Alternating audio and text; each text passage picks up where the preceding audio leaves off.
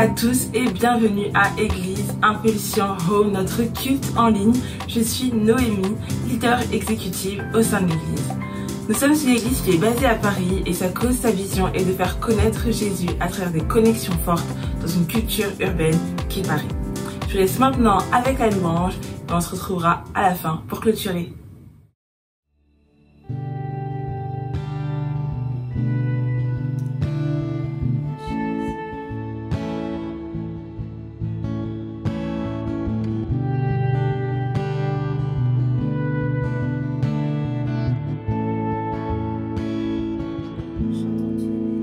Tu es vie et amour, la lumière dans les ténèbres, tu consoles, tu restaures tous les cœurs qui sont brisés. Tu es grand Seigneur.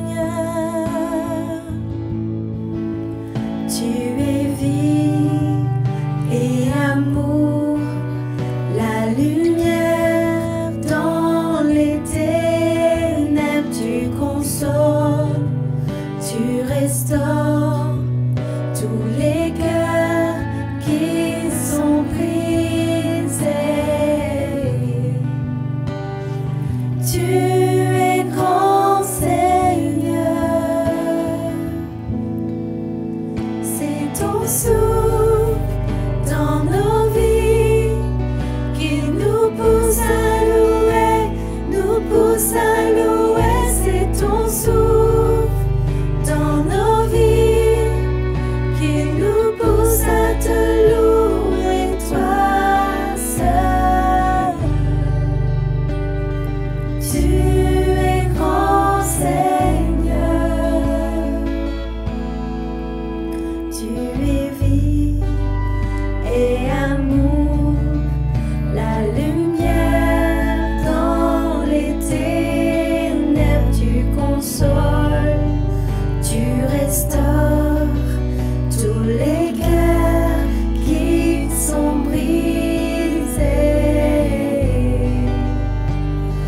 Tu es grand Seigneur. C'est ton souffle dans nos vies qui nous pousse à louer, nous pousse à louer. C'est ton souffle dans nos vies qui nous pousse à te louer, toi seul. C'est ton souffle dans nos vies qui nous pousse à louer, nous pousse à louer. C'est ton souffle dans nos vies qui nous pousse à te louer, toi seul.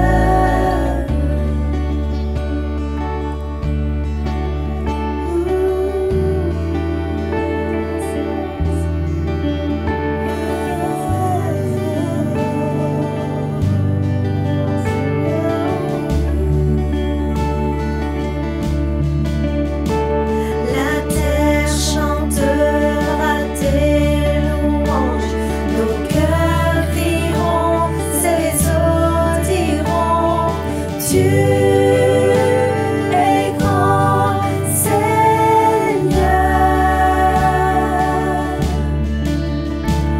La terre chantera tes louanges, nos cœurs crieront, ces eaux diront, tu es grand Seigneur.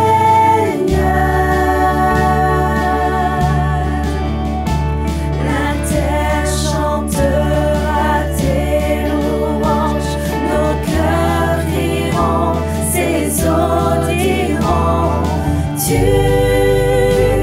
es grand Seigneur.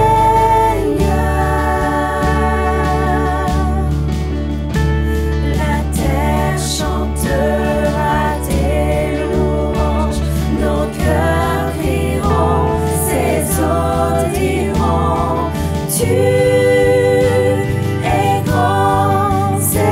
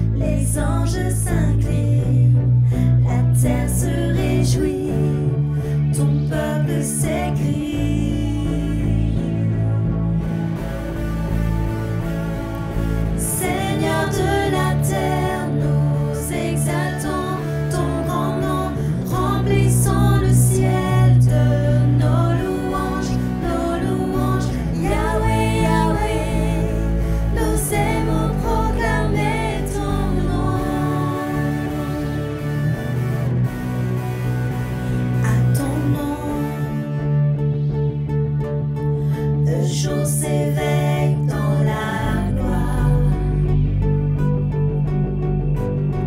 À ton nom,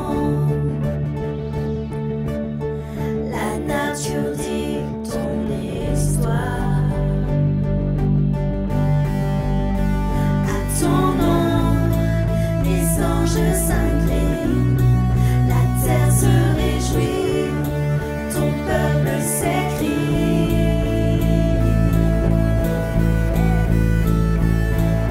Seigneur de la terre, nous exaltons ton grand nom, remplissons le ciel de nos louanges, Yahweh, Yahweh, nous aimons proclamer ton nom.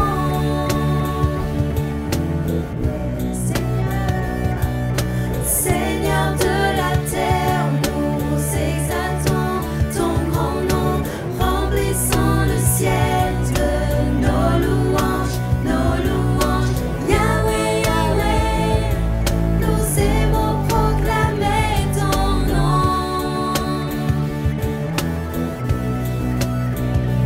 Notre Dieu est sans égal, nous te louons, Dieu est sans égal, nous chantons, notre Dieu est sans égal, nous te louons,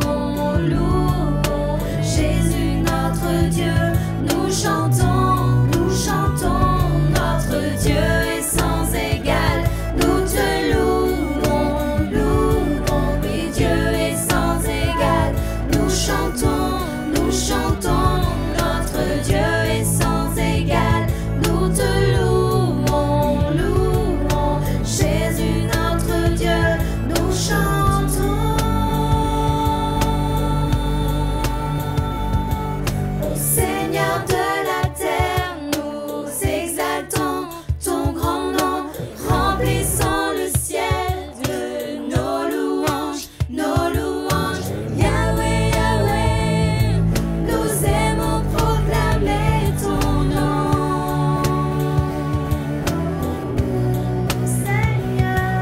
Ô Seigneur de la terre, nous exaltons ton grand nom, remplissons le ciel de nos louanges, Yahweh, Yahweh, nous aimons proclamer ton nom.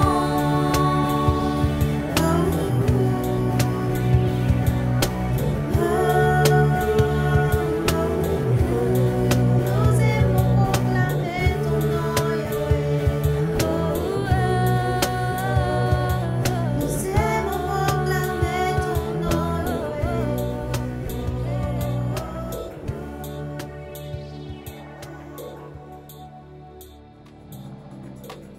Merci à notre groupe de louanges pour ce fabuleux temps dans la présence de Dieu. Passons maintenant à quelques annonces.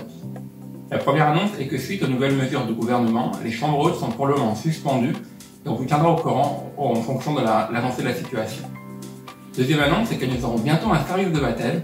Donc si vous avez à cœur de vous faire baptiser, n'hésitez pas, venez nous voir, on vous dira les informations concernant le lieu, la date et les modalités. Troisième annonce est que nous sommes en train de mettre à jour notre liste de membres. Donc si vous avez à cœur de rejoindre l'église et vous considérez que l'église Impulsion comme votre église, pareillement venez nous voir et on vous donnera les informations pour savoir comment devenir membre de l'église Impulsion. Autre annonce, c'est que nous continuons l'accompagnement pastoral. Donc si vous avez besoin d'entretien, de prières et si vous avez des questions diverses, n'hésitez pas à contacter le numéro de secrétariat qui est affiché à l'écran et on fera un plaisir de revenir vers vous. C'est tout pour les annonces, passons maintenant au message. Bonjour à tous, je suis très heureux de vous retrouver. Bonjour Impulsion, très heureux de vous retrouver pour partager la parole de Dieu ensemble. Aujourd'hui, nous allons parler de la pensée. Nous allons parler de la bataille qui fait rage dans nos pensées. C'est vrai que c'est quelque chose qu'il ne faut pas négliger. Quand nous regardons la parole de Dieu, nous voyons que les hommes de Dieu, les grands hommes de Dieu, nous regardons dans la Bible, nous voyons des hommes comme Jérémie, comme Élie, comme David, comme Paul, Moïse, Jonas, même Jésus ont été attaqués dans leurs pensées. Ce sont des hommes de Dieu qui ont souffert, qui ont été attaqués par l'ennemi. Donc c'est quelque chose qu'on ne doit pas négliger. Nous, en tant que chrétiens, nous sommes aussi confrontés à ce genre de fléau, à ce genre d'attaque. Et pour cela, aujourd'hui, je donnais un titre à ce message, c'est « Remporter la bataille dans les pensées ». Remporter la bataille dans les pensées. C'est vrai, la Bible nous dit que nous sommes en guerre. C'est vrai, il y a une guerre bien réelle. Les Écritures nous le disent, nous le confirment. C'est une guerre certaine, mais je dirais une guerre invisible. Parce que c'est un conflit spirituel, un conflit surnaturel entre le bien et le mal. C'est quelque chose qu'on ne voit pas physiquement. C'est quelque chose qui n'existe pas, je dirais, physiquement, c'est-à-dire homme et homme de chair avec des armes à feu, mais c'est un conflit, je dirais, spirituel, invisible, qui existe réellement. Bien qu'invisible à l'œil nu, mais ça existe réellement. Et avant d'aller plus loin dans le profondeur du message, nous allons définir un petit peu la pensée, ce que c'est la pensée. Le verbe penser signifie former des idées dans son esprit, concevoir une chose par la réflexion, avoir des pensées d'un certain caractère, suivre les pensées de quelqu'un. Donc, penser, c'est méditer, c'est la méditation. Penser, c'est rêver, c'est avoir des rêveries.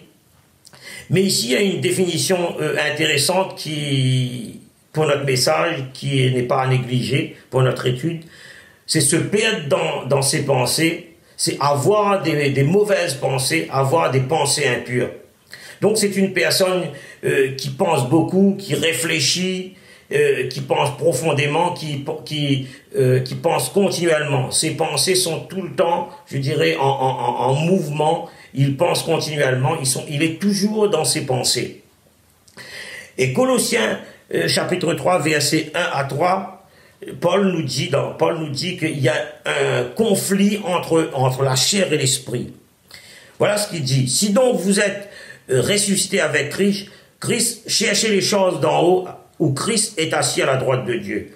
Affectionnez-vous aux choses d'en haut et non celles qui sont sur la terre, car vous êtes morts et votre vie est cachée avec Christ en Dieu. Amen. Alléluia.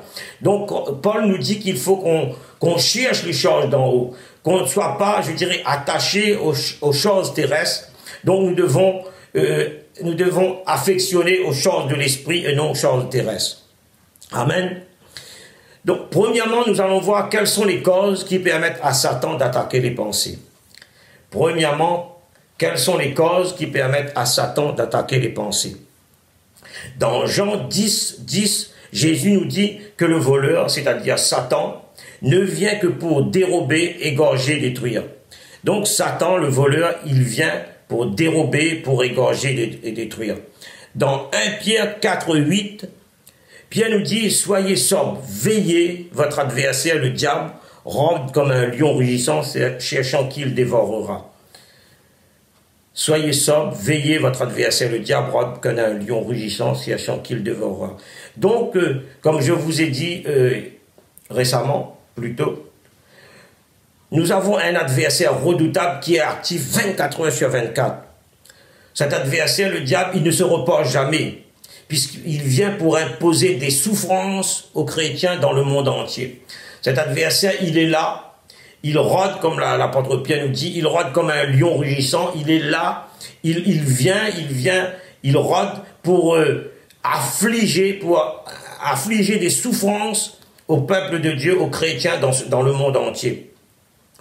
Et nous voyons ça aussi dans Job, dans le livre de Job. L'Écriture nous confirme dans le livre de Job, au chapitre 1, versets 6 à 7. Nous lisons ensemble. Il nous est dit que, oh, les fils de Dieu, les anges de Dieu, c'est-à-dire les anges qui font partie de la cour céleste, les gens qui font partie du trône de Dieu, viennent un jour se présenter devant l'Éternel.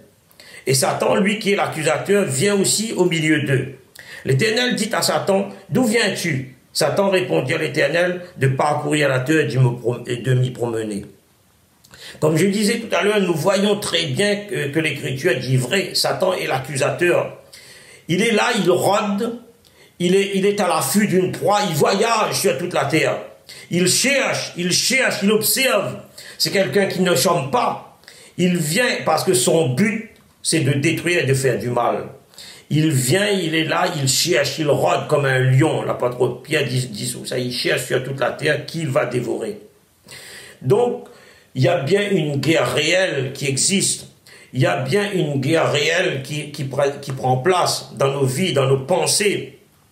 Une guerre invisible, une guerre non physique, mais c'est une guerre spirituelle. Une guerre qui se passe dans le surnaturel, une guerre qui se passe dans le lieu céleste. Et pour bien comprendre le fonctionnement, il faut du champ de bataille de la pensée pour bien comprendre comment fonctionne ce champ de bataille dans la pensée. Il faut connaître un petit peu comment fonctionne le monde spirituel. Comment fonctionne le monde surnaturel. Et moi, j'appelle ça les deux mondes.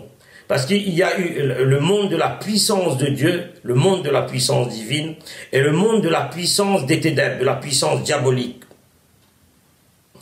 On ne peut comprendre ce fonctionnement qu'avec nos yeux physiques. Nous devons comprendre ce fonctionnement avec les yeux de nos cœurs. Avec nos yeux physiques, on ne peut pas comprendre ce fonctionnement. On peut comprendre ce fonctionnement avec les yeux de nos cœurs.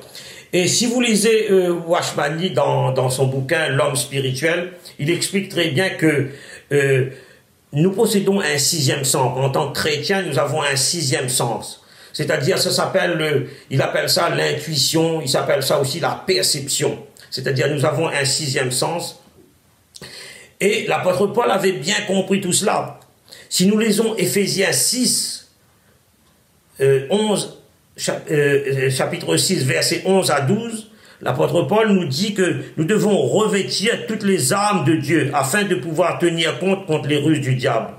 Car nous n'avons pas à lutter contre la chair et le sang, c'est-à-dire contre des hommes, avec des armes à feu, mais contre les dominations, contre les autorités, contre les princes de ce monde des ténèbres, contre les esprits méchants dans le lieu céleste. Donc nous sommes vraiment dans une guerre spirituelle, dans une bataille. Et ça, c'est comme je disais, c'est pas une bataille physique, c'est une bataille spirituelle.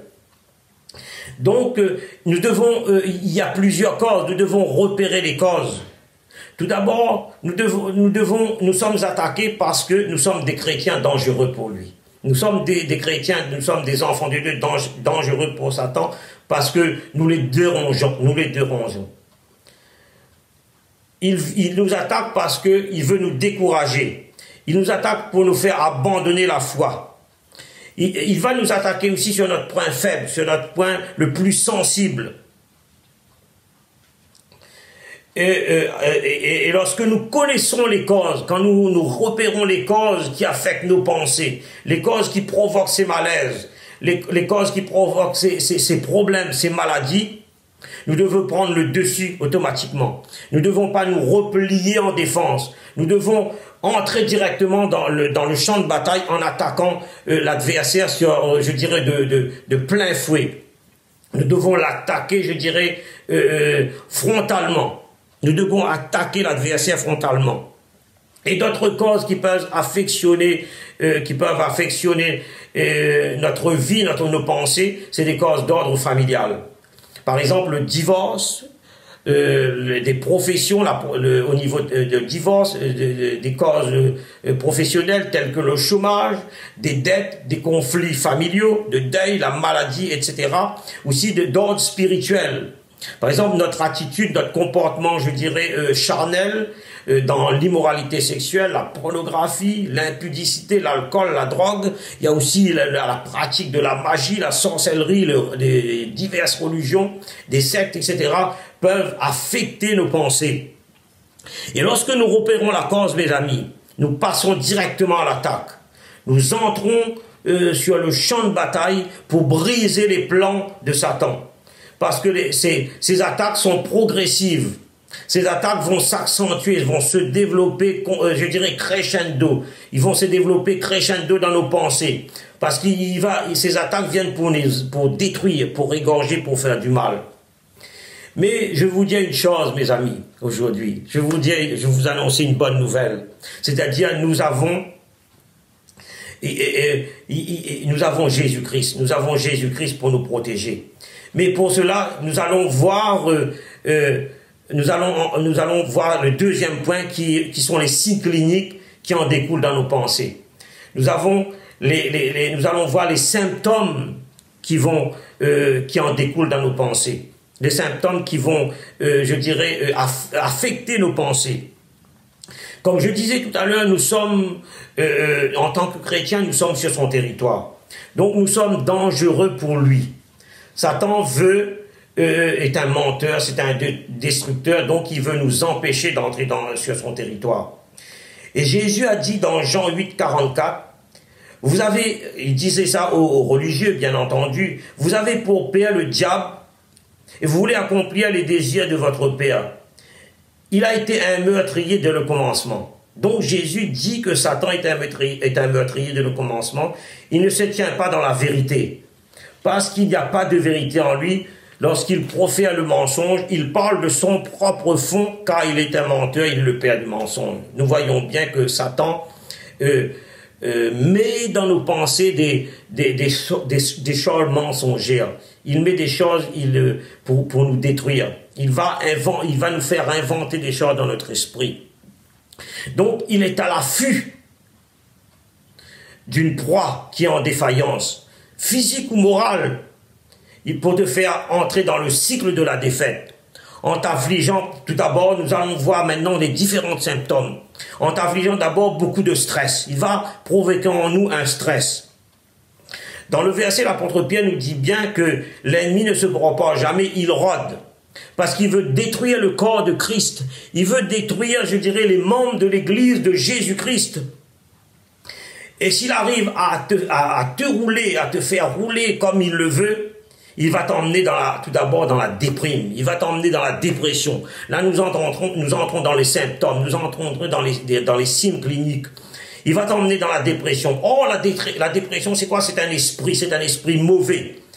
Il va faire tout son possible pour saper ta vie spirituelle. Il va t'empêcher de prier. Il va t'empêcher de lire la Bible. Il va t'empêcher de louer Dieu. Donc, il va t'entraîner dans la dépression. Après la dépression, il va apporter en toi, dans ton esprit, dans tes pensées, un esprit, d'oppression. Donc l'oppression, c'est un esprit de tromperie, de mensonge. Nous avons vu plus haut que Jésus dit, c'est un menteur, il n'y a pas de vérité en lui. Il vient avec ruse. Donc l'oppression est un esprit de trompeur, de mensonge, c'est un esprit démoniaque. C'est un esprit qui va te court-circuiter dans la bataille spirituelle. Il va faire tout son possible pour t'arrêter dans la bataille. C'est une guerre spirituelle qui prend place dans tes pensées. Là, il y a une guerre spirituelle qui prend place dans tes pensées. Tu es sur son territoire. Oh, mon ami, tu es sur ton territoire. Et l'oppression, c'est quoi? L'oppression, c'est un esprit d'illusion. Nous avons vu, c'est un menteur. C'est un trompeur. C'est un esprit de déception. Tu deviens vulnérable au mensonge du diable. Il va te faire croire que tout est fini pour toi. Tu es fini. Et là ensuite vient des cauchemars, des rêves bizarres, des rêves étranges. Il va essayer de t'emmener dans l'épuisement. Il va t'épuiser dans la bataille pour que tu arrêtes le combat. Mes amis, ce qu'il faut faire, il faut briser le cycle de la bataille de Satan pour l'empêcher d'accentuer son programme. Sinon, il va passer à la vitesse supérieure. Il passe à la vitesse supérieure. Ensuite, qu'est-ce qui va venir après? Après l'oppression vient l'obsession. L'ennemi vient t'obséder. Il vient nous obséder.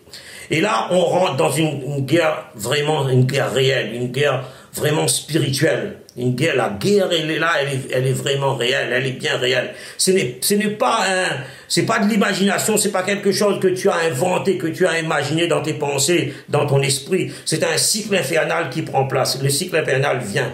La peur commence à nous saisir. Nous sommes paralysés avec toutes sortes de symptômes, toutes sortes de mauvais esprits qui vont nous envahir. Les symptômes vont avoir souvent vous allez voir mal au ventre, des spasmes gastriques, vous allez avoir des douleurs musculaires, il y a toutes sortes, des maux de tête des vomissements, toutes sortes de symptômes qui vont prendre place. Et là, qu'est-ce qui se passe? La peur commence à gagner notre âme, notre pensée. Et la peur, c'est quoi, mes amis? La peur, c'est l'intimidation. Il vient nous intimider, c'est la distraction. Là, tout est négatif dans nos pensées, dans notre esprit. C'est un esprit de négativisme. Ce sont des esprits méchants, ce sont des esprits mauvais. Et qu'est-ce que Jésus nous dit dans Matthieu 10, 12? Jésus nous dit, depuis le temps de Jean-Baptiste jusqu'à présent, le royaume de cieux est forcé. Et ce sont les violents qui s'en emparent. Qu'est-ce qu'il faut faire? Il faut un esprit d'agressivité. Il faut un esprit violent. Il faut qu'on soit des militants d'agressivité dans la parole de Dieu. Nous devenons agressifs. Nous devenons, je dirais, violents dans la parole de Dieu. Donc, tous ces octaves, ce sont des esprits de l'ennemi, des forces négatives, des forces de destruction. Donc, il faut briser le plan, le cycle du plan de Satan. Il faut briser son plan diabolique. Il faut se libérer de toutes ces forces maléfiques. Il faut que nos pensées se libèrent de toutes ces forces maléfiques. Et là, nous allons prendre autorité dans le nom de Jésus-Christ sur tous les esprits mauvais. Paul nous dit dans Romains 16, 20, le Dieu de paix écrasera bientôt Satan sous ses pieds. Que la grâce de notre Seigneur Jésus-Christ soit avec nous. Amen. Alléluia. Ça, c'est une bonne nouvelle. Et la bonne nouvelle pour nous se trouve dans le troisième point, dans le troisième point qui est le traitement, qui est le remède pour remporter la victoire dans ce combat, mes amis. Amen. Il y a un remède puissant. Et ce remède, ce médicament se trouve en Jésus-Christ. Alléluia. Dans la Bible, qui est la parole de Dieu. Jésus-Christ se trouve dans la Bible, dans la parole de Dieu. Et qu'est-ce qu'il faut utiliser comme remède? Premièrement, il y a la prière. Dans Colossiens 4.2, Paul nous dit qu'il faut persévérer dans la prière. Veillez-y avec action de grâce. Éphésiens 6.18. Faites en tout temps par l'Esprit toutes sortes de prières et de supplications. Veillez à cela avec une entière persévérance et priez par tous les saints. Oh, alléluia, c'est une bonne nouvelle. Donc Paul nous dit qu'il faut prier continuellement. Nous devons prier continuellement. Nous devons prier avec persévérance, avec, je dirais, insistance. Nous devons insister. Nous devrions prier tout le temps. En mémorisant les versets bibliques de la Bible, proclamer les versets de la Bible à haute voix, Nous devons proclamer, parler fort des versets qui vont nous donner la victoire sur notre ennemi, qui est Satan. Alléluia. Nous devons prier, mes amis, aussi selon les Écritures, selon l'Écriture. Nous prions avec des versets bibliques, en mélangeant notre prière personnelle avec des versets bibliques, avec les psaumes. Les psaumes de délivrance comme les psaumes 91 pour notre âme, pour notre pensée. Celui qui se tient à l'abri du Très-Haut repose à l'ombre du Tout-Puissant. Je dis à mon Éternel qui est mon refuge, ma forteresse. Oh Dieu, tu es celui qui nous libère. Tu es un asile puissant, un asile sûr, un abri sûr dans l'adversité. Donc il faut prier en mélangeant notre prière personnelle avec les psaumes. Il dit, quand nous traversons la vallée de l'ombre de la mort, tu es avec nous, ta houlette et ton bâton nous rassurent. C'est vrai, Seigneur, tu es là, tu es un Dieu puissant, tu nous conduis en lieu sûr parce que tu nous protèges, tu es là avec nous. Nous devons prier par l'Esprit et dans l'Esprit. Qu'est-ce que ça veut dire? Nous devons prier avec le Saint-Esprit. Parce que lorsque nous prions dans l'Esprit, nous prions avec le Saint-Esprit, c'est-à-dire nous prions en langue. Lorsque nous prions en langue, la Bible nous dit nous parlons à Dieu. Quand nous parlons à Dieu, c'est-à-dire nous allons nous édifier nous-mêmes. Nous allons nous fortifier par l'Esprit de Dieu. Et le Saint-Esprit vient à notre secours. Il vient comme le consolateur. Il vient comme nous conduire dans la vérité, dans toute la vérité. Non pas comme Satan qui est un menteur, mais il vient nous conduire, il est la vérité. Nous devons aussi, je dirais, trouver... se remettre dans la louange. Nous trouvons ce médicament dans la louange et dans l'adoration. Paul nous dit dans Éphésiens, dans Éphésiens 5, 19, entretenez-vous par des psaumes, par des hymnes, par des cantiques spirituels, chantant et célébrant de tout votre cœur les louanges du Seigneur. Donc nous voyons que même l'apôtre Paul savait comment combattre l'ennemi dans nos pensées.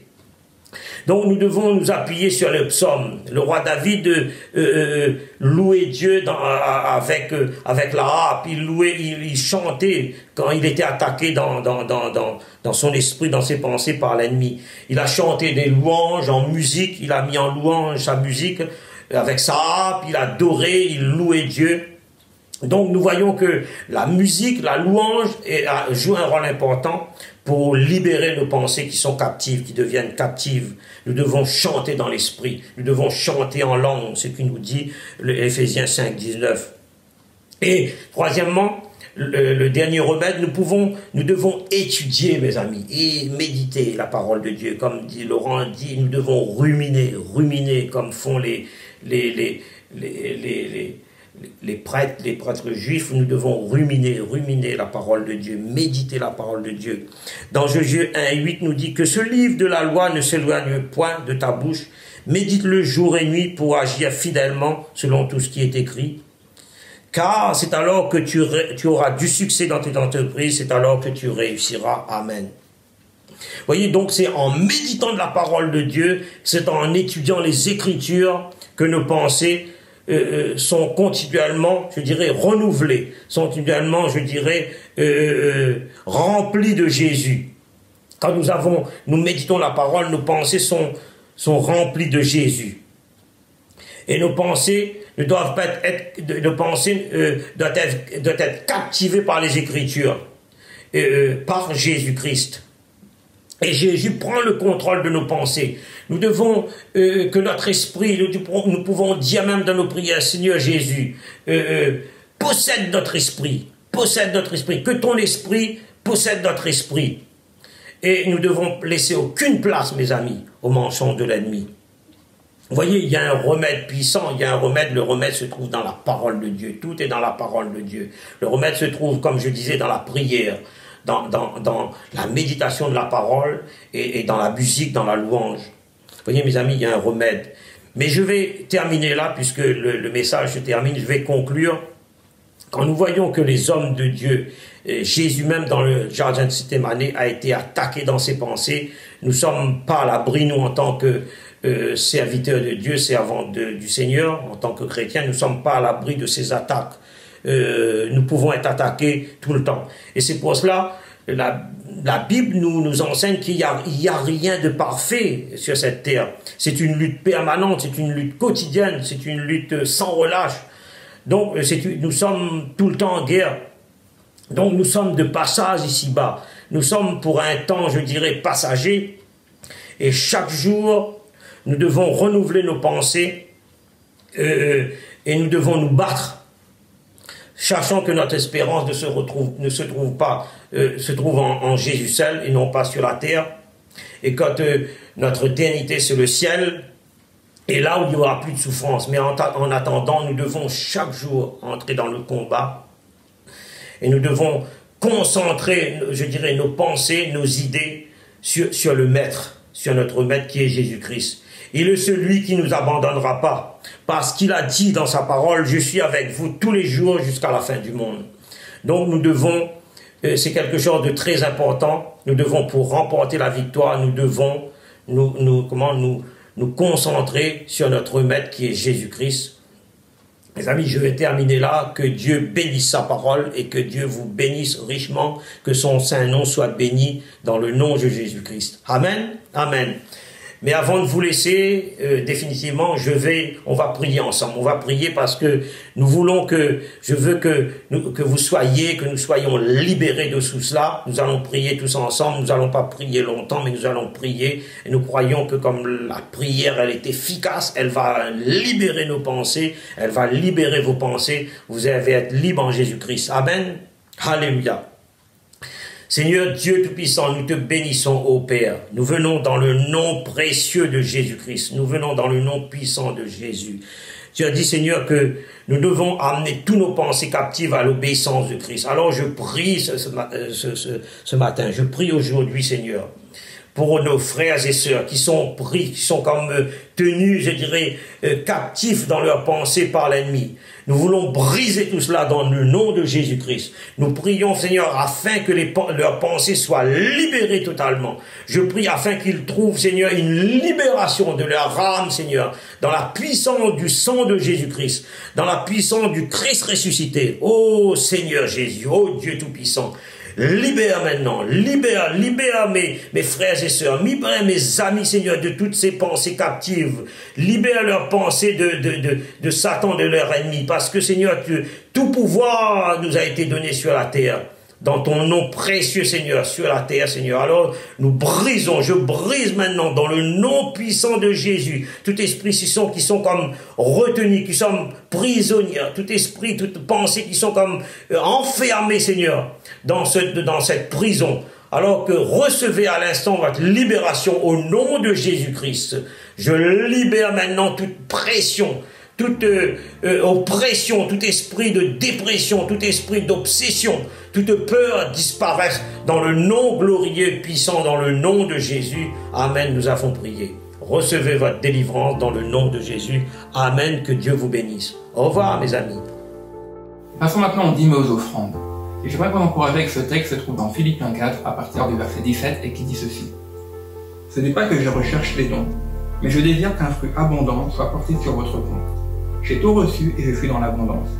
J'ai été comblé en recevant d'Épaphrodite ce que vous m'avez envoyé comme un parfum de bonne odeur, un sacrifice que Dieu accepte et qui lui est agréable. Et mon Dieu pourvoira à tous vos besoins, conformément à sa richesse, avec gloire en Jésus-Christ. Notre Dieu et Père soit la gloire au siècle des siècles. Amen. Ce que Paul dit ici, c'est que le fruit de notre générosité attire la provision de Dieu, avec abondance. Donc merci beaucoup pour votre générosité et votre fidélité dans vos dîmes et vos offrandes. Et je crois que Dieu continue et continuera de pourvoir à vos besoins. À l'Église Impulsion, on a pour projet d'avoir notre propre local et divers projets qu'on aimerait mettre en place dans ce local-là. Donc merci encore de continuer à exercer votre générosité. Pour donner, vous pouvez soit le faire par virement ou directement sur notre site internet via PayPal, ou même contactez-nous si vous souhaitez avoir davantage d'informations. Merci. Comme l'a dit Cédric, merci à vous d'avoir été avec nous à notre culte en ligne Église Impulsion Home. Nous espérons vous revoir très vite et bonne semaine à vous. Soyez bénis.